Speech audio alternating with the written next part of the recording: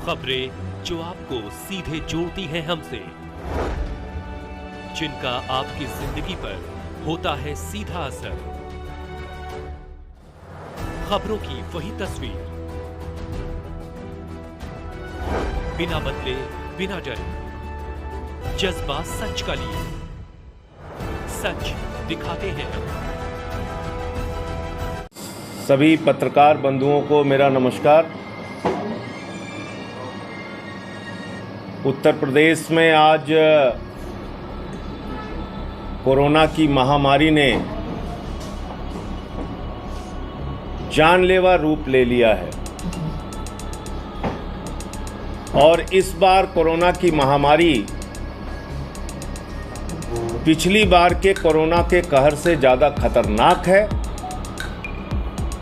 और तैयारी की दृष्टि से अगर देखा जाए तो हमारी सारी सरकार केंद्र से लेकर राज्य तक कोरोना की महामारी से निपटने के लिए बेपरवाह और लापरवाह है। जिस प्रकार की बेचैनी और तैयारी, जिस प्रकार से कोरोना को नियंत्रित करने की तैयारी पिछले कोरोना की महामारी और लहर के दौरान थी, इस बार ऐसा महसूस हो रहा है कि उत्तर प्रदेश में लोगों को उनके हाल पर मरने के लिए छोड़ दिया गया है और हर जिले से ऐसी दुखदाई खबरें आ रही हैं जो आपको पीड़ित करेंगी, दुखी करेंगी। आज अगर उत्तर प्रदेश की बात करें, 24 घंटे में 18,000 से ज्यादा केसेस आए, 5,300 से ज्यादा केस अकेले लखनऊ में आया और लखनऊ के अंदर जो सौदागरी की रिपोर्ट आ रही है, वहां पर 24 घंटे लगातार लोगों की लाशें जल रही हैं। घंटों घंटे लोग लाइनों में लग के अपने परिवारजनों की लाशें जलाने का इंतजार कर रहे हैं। उनको टोकन लेना पड़ रहा है लाश जलाने के लिए। ऐसी दुखदाई स्थिति लखनऊ की बन गई है कि हजारों हजार लोग लाइनों में अस्पतालों के अंदर लगे हैं एक बेड पाने के लिए। सिविल अस्पताल में घंटों घंटे लोग लाइन लगा रहे हैं अपने कोरोना की जांच कराने के लिए, और जब उनके परिवार के लोगों की मृत्यु हो जा रही है तो शमशान में लाश जलाने के लिए लाइन लगा रहे हैं। कोरोना के जांच कराने के लिए लाइन, बेड का इंतजाम पाने के लिए लाइन और लाश जलाने के लिए लाइन। और हमारी प्रदेश सरकार ने उत्तर प्रदेश की जनता को भरोसा दिलाया था कि 2000 आईसीयू के बेड का इंतजाम करेंगे, लेकिन कहां है आईसीयू बेड? अगर आईसीयू बेड का इंतजाम है, ऑक्सीजन बेड का इंतजाम है, तो फिर लोगों को मरने के लिए क्यों छोड़ दिया जा रहा है? एम्बुलेंस लोगों के पास नहीं पहुंच पा रही। आईएएस एसोसिएशन के अध्यक्ष दीपक त्रिवेदी जी 8 घंटे तक बेड पाने के लिए चक्कर काटते रहे। आप मेरी बात छोड़ दीजिए, हो सकता है हम पर यह आरोप लगाया जाए कि ये विपक्षी पार्टी के हैं इसलिए बोल रहे हैं। लखनऊ के जिलाधिकारी ने कहा कि रोडों पर लोगों की जान जा रही है। लखनऊ के जिलाधिकारी महोदय ने कहा कि लोग सड़कों पर मर रहे हैं। आप मेरी बात छोड़ दीजिए, उत्तर प्रदेश के माननीय कानून मंत्री ब्रजेश पाठक जी ने पत्र लिखकर सरकार को कहा कि लखनऊ की हालत चिंताजनक है, सीएमओ का फोन नहीं उठता, किसी मरीज को एडमिशन कराने के लिए घंटों घंटे चक्कर काटने पड़ते हैं। आप मेरी बात छोड़ दीजिए, भारतीय जनता पार्टी के सांसद कौशल किशोर जी ने पत्र लिखकर सरकार को कहा उत्तर प्रदेश में हालत भयावह और चिंताजनक है और इस पर सरकार को तुरंत कुछ कार्रवाई करने की जरूरत है। मुझे आज जानकारी मिली, जानकर कष्ट हुआ, उत्तर प्रदेश के मुख्यमंत्री महोदय भी कोरोना पॉजिटिव हो गए। उत्तर प्रदेश में विपक्ष के प्रमुख नेता आदरणीय अखिलेश यादव जी भी कोरोना पॉजिटिव हो गए। मैं ईश्वर से प्रार्थना करता हूं कि ये लोग जल्दी स्वस्थ हों, अपना ख्याल रखें। लेकिन आदरणीय मुख्यमंत्री जी, जिस दिन आप सुनील बंसल जी के संपर्क में आए थे, उसी दिन मैंने ट्वीट करके कहा था, आपके स्वास्थ्य की चिंता करते हुए कहा था, आपके इर्द गिर्द रहने वाले लोगों की चिंता करते हुए कहा था, और मैंने कहा था कि आप अपने आप को आइसोलेट कर लीजिए क्योंकि सुनील बंसल जी कोरोना पॉजिटिव हो गए हैं। आप सतर्कता बरतिए, आप प्रदेश के मुख्यमंत्री हैं, अपने जीवन का भी ख्याल रखिए, खुद भी स्वस्थ रहिए और दूसरों के जीवन का भी ख्याल रखिए। आपके माध्यम से लोगों को कोरोना स्प्रेड ना हो, क्योंकि आपके संपर्क में बहुत सारे अधिकारी, बहुत सारे लोग आते हैं। लेकिन दुर्भाग्य से बात नहीं सुनी गई और अब जानकारी मिली है कि स्वयं मुख्यमंत्री आदित्यनाथ जी भी कोरोना पॉजिटिव हो गए। मैं ईश्वर से प्रार्थना करता हूं वो जल्द स्वस्थ होकर काम पर लौटें, अपना ख्याल रखें। लेकिन कहीं ना कहीं एक घोर लापरवाही आज उत्तर प्रदेश में कोरोना की भयावहता के लिए जिम्मेदार है। एक घोर लापरवाही, जब हजारों करोड़ रुपए पीएम केयर्स में चंदे के नाम पर कोरोना से निपटने के लिए इकट्ठा किया गया, सांसदों का 5-5 करोड़ रुपए 2 साल की सांसद निधि कोरोना से निपटने के लिए लगाई गई, तो मैं बड़ी विनम्रता पूर्वक पूछना चाहता हूं देश के प्रधानमंत्री से कि प्रधानमंत्री जी, वो हजारों करोड़ रुपए पीएम केयर्स का कहां गया?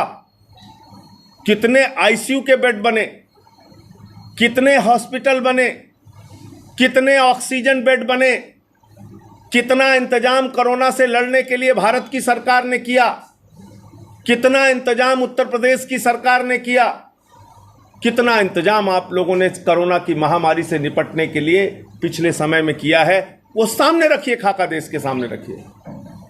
आप ऐसे देश के लोगों को मरने के लिए नहीं छोड़ सकते। खुद आप बड़ी बड़ी बातें करते हैं, मन की बात से लेकर सारी बात आप कर डालते हैं, लोगों को सावधान रहने के लिए कहते हैं, लोगों से सचेत होने के लिए कहते हैं। 11 तारीख से आज 14 तारीख तक आपने टीका उत्सव का ऐलान कर दिया पूरे देश में। अरे टीका तो टीका केंद्रों पर है ही नहीं है जहां टीकाकरण हो रहा है, तो ये टीका उत्सव तो फीका उत्सव हो गया आपका। और जिस क्षण आप लोगों को सावधान रहने के लिए कहते हैं कोरोना से, मास्क लगाने के लिए कहते हैं कोरोना से बचने के लिए, जिस वक्त आप पूरे देश को उपदेश दे रहे होते हैं प्रधानमंत्री जी, अगले ही क्षण आप बंगाल के चुनाव की रैली की तैयारी कर रहे होते हैं, आपके गृह मंत्री चुनाव के रैली की तैयारी कर रहे होते हैं। यह बहुत पीड़ादायक और दुखदाई है। रोम जल रहा था, नीरो बंसी बजा रहा था। आज ये हालत उत्तर प्रदेश और देश की हो गई है। पूरे देश से जिस प्रकार की खबरें आ रही हैं, 1,80,000 से ज़्यादा प्रतिदिन केस अगर भारत में आ रहे हैं तो ये हम सब के लिए बहुत बड़ी चिंता का विषय है। 1,80,000 ऐसा आलम तो हमने जब कोरोना की महामारी की शुरुआत हुई थी उस वक्त भी नहीं देखा। उस वक्त भी इतने केसेस नहीं आए, लेकिन उस वक्त सरकारें चौकन्नी थी, तैयार थी। ऐसा लग रहा था कि कुछ लोगों के लिए इंतजाम हो रहे हैं। आज कहाँ है ऑक्सीजन बेड, आज कहाँ है आईसीयू का बेड, आज कहाँ है लोगों के लिए इंतजाम। लखनऊ के अंदर एक पत्रकार, सीनियर जर्नलिस्ट, सच्चे भाई जिनको कहते हैं, वो सच्चे भाई इलाज के अभाव में उनकी जान चली गई। लखनऊ के उत्तर प्रदेश के एक पद्मश्री प्रसिद्ध इतिहासकार, उनकी जान चली गई, एम्बुलेंस नहीं पहुंच पाई उनके पास।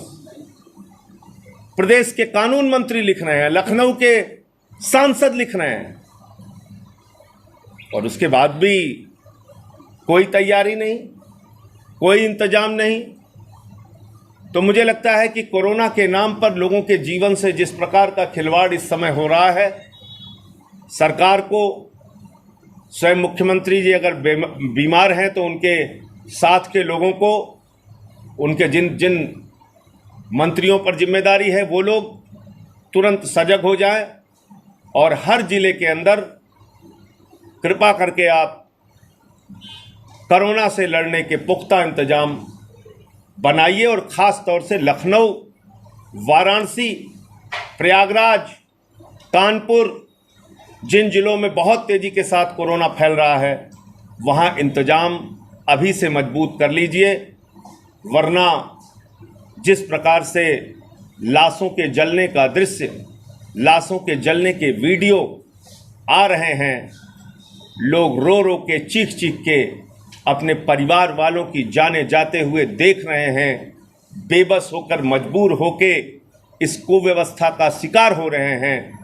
ये मुझे लगता है कि बहुत ही पीड़ादायक दृश्य है और इसके लिए अभी से इसको रोकने के लिए, ऐसी परिस्थितियों से बचने के लिए सरकार को, प्रशासन को और मुस्तैद और तैयार हो जाना चाहिए।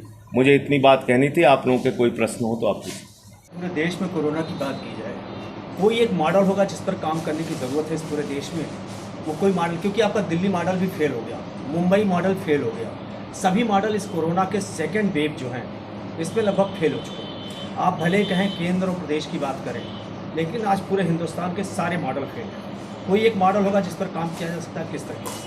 देखिए, मुझे लगता है कि निश्चित रूप से कोरोना की महामारी एक ऐसी महामारी है जिसमें कोई भी पूर्वानुमान या पूर्व की तैयारी या पूर्व से आप ये अंदाज़ा लगा लें कि ये वायरस कितना इफ़ेक्ट करेगा, ये अंदाज़ा लगाना तो मुश्किल है। लेकिन क्योंकि हम सब लोग जानते हैं कि जब हम लोग निश्चिंत हो गए थे कि अब शायद कोरोना कम हो रहा है, दिल्ली में 100 से भी कम केसेस आने लगे थे, अचानक आपने देखा ये वेव आ गई। लेकिन जितना पिछले 1 साल का समय हमको मिला, इस समय में हमने इस कोरोना से लड़ने के तमाम नए तरीकों का इजाद भी किया। जैसे होम आइसोलेशन, दिल्ली में प्रयोग बहुत सफल हुआ और ये प्रयोग पूरे देश में फिर अडॉप्ट किया गया कि जो कोरोना के गंभीर मरीज नहीं हैं वो अपने घर पर रहकर डॉक्टरों से फ़ोन पर सलाह लेकर अपना इलाज कराएं और स्वस्थ हों, जिससे हॉस्पिटल पर बढ़ने वाला बोझ कम होगा और हॉस्पिटल में सिर्फ गंभीर मरीजों का इलाज हो पाएगा, नंबर 1। नंबर 2, हमको समय रहते, जब हम देख रहे हैं कि उत्तर प्रदेश में केसेस रुक नहीं रहे हैं, लगातार केसेस बढ़ रहे हैं, आप लोगों के जीवन के साथ खिलवाड़ कर रहे हैं। एक फ़ोन नंबर पर आप बताइए मुझे, 7,343 केसेस नेगेटिव आ गए। 7,343 केस बरेली के अंदर। ये हो रहा है उत्तर प्रदेश में कोरोना के साथ खिलवाड़। तो ऐसा तो मत कीजिए। पत्रकार एक पुनीत जी हैं लखनऊ के, वो लिखते हैं साहब हमारे फ़ोन नंबर पे नेगेटिव रिपोर्ट आ गई, मैंने तो जांच ही नहीं कराया। एक कपिल नाम के लड़के ने लिखा मेरी पत्नी की जांच रिपोर्ट नेगेटिव आ गई, मेरी पत्नी की जांच तो पॉजिटिव आई थी 2020 सितंबर में। तो लोगों के फ़ोन नंबर का इस्तेमाल करके उस पर फर्जी रिपोर्ट देना, ये तो आपराधिक लापरवाही है, ये क्रिमिनल नेग्लिजेंस है। इनसे हम बच सकते हैं और इस कोरोना की बीमारी पर पर्दा ढांकने से हम इसकी लड़ाई नहीं लड़ पाएंगे। आप ज़्यादा से ज़्यादा जांच कराइए और जितने कोरोना के मरीज आएँ उनके लिए क्या क्या इंतजाम उनकी ज़रूरत के हिसाब से आप कर सकते हैं। इसमें जो सबसे ज़्यादा ज़रूरत होती है, कोई भी मरीज गंभीर हुआ, सबसे पहली ज़रूरत होती है उसके ऑक्सीजन की, उससे भी ज़्यादा गंभीर हुआ उसके बाद ज़रूरत होती है वेंटिलेटर की। उसके आप ज़्यादा से ज़्यादा इंतजाम कर लीजिए। College, hotel, banquet, private nursing home, इन सारे बेड्स को आप ऑक्यूपाई करिए। इन सारे प्राइवेट नर्सिंग होम के और बैंक्वेट के अंदर नए बेड बनाइए, ऑक्सीजन बेड बनाइए, आईसीयू बेड बनाइए। ये तो आपके हाथ में है, इसमें तो किसी तीसरे आदमी की सलाह लेने की ज़रूरत नहीं है। और इसलिए आज जो परिस्थितियां हैं अभी भी, क्योंकि ये कहाँ तक जाएगा आप और हम नहीं जानते। बिल्कुल ठीक कहा आपने, हमें नहीं पता कि ये कोरोना की महामारी कितनी दूर तक जाएगी। पिछली बार 25 दिन तक दिल्ली में केसेस बढ़े थे, अंतिम गया था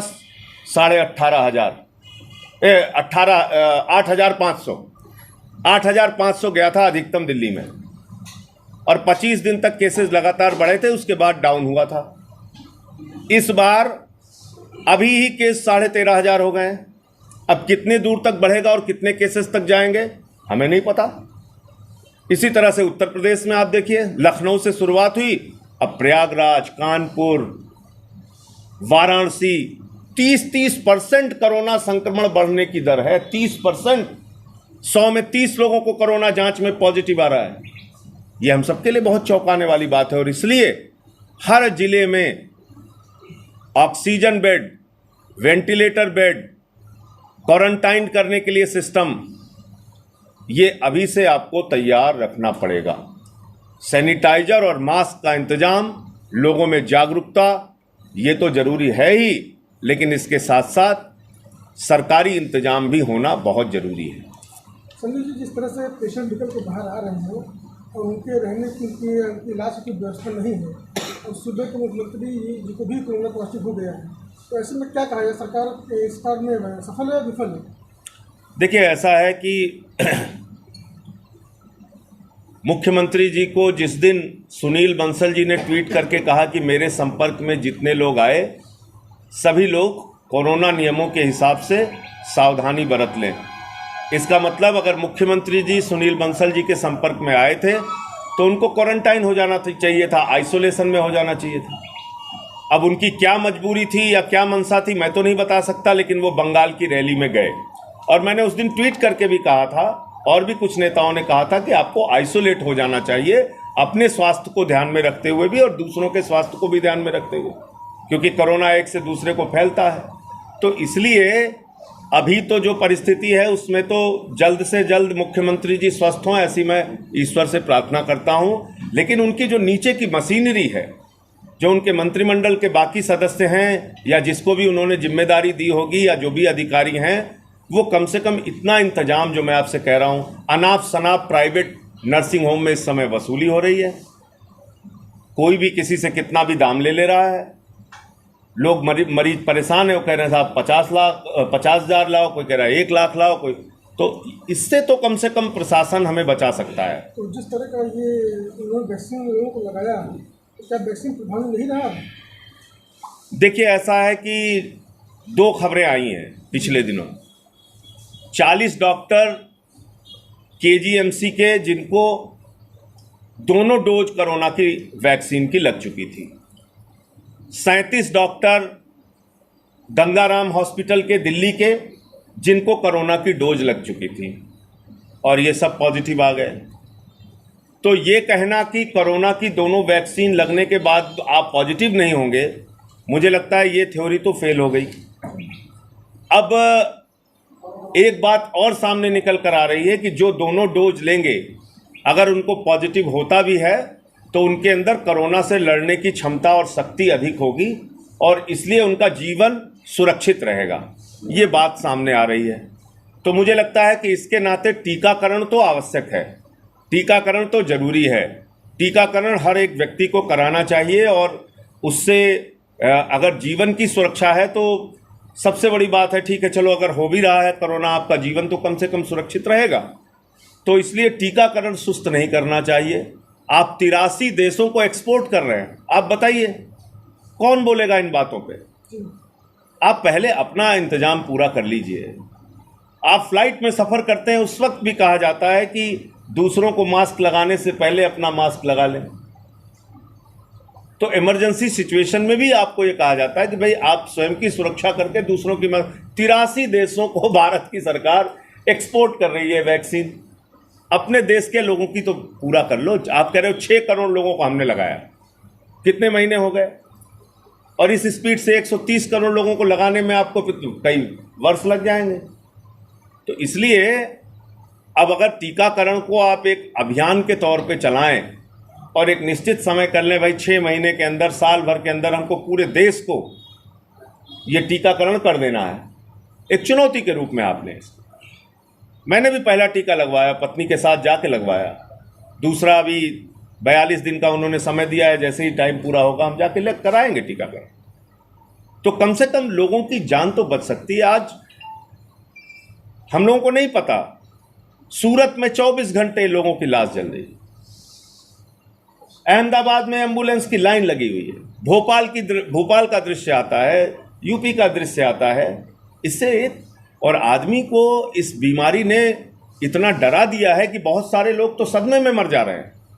जिनका हार्ट कमजोर है वो बेचारे हार्ट अटैक के शिकार होकर मर जा रहे हैं। उनको पता चल रहा है कि कोरोना हो रहा है तो रोने लग रहे हैं, परेशान हो रहे हैं। तो इसलिए हम अपने बस में जो है, अपना इंतजाम जो है उसको मजबूत रखें। ईश्वर भी उन्हीं की मदद करता है जो अपनी मदद करना चाहें। तो इसलिए मैं सरकार से यही कहूँगा कि अब जो समय है उसको तेज़ी से इस्तेमाल करते हुए, इसकी भयावहता को देखते हुए आप अपनी तैयारी पूरी रखें। इस वैश्विक महामारी में संजय जी, इस वैश्विक महामारी में